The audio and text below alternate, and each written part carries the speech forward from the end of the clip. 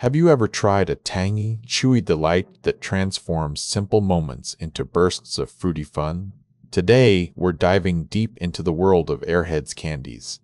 Airheads were created on August the 7th, 1985 by Steve Bruner. These chewy treats are manufactured in Erlanger, Kentucky and distributed nationwide.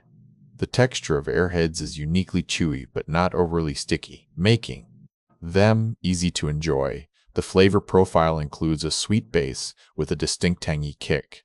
Airheads come in 5 classic flavors: grape, orange, strawberry, green apple, and the original flavor. Each bite delivers a playful burst of fruitiness. People often shake Airheads to soften them or create a pillow-like texture.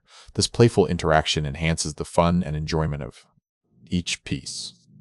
Airheads are part of everyday moments, transforming simple snacks into exciting flavors.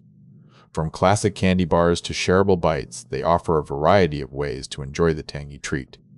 Since their creation in 1985, Airheads have become a beloved candy with millions enjoying their playful chew and bold flavors.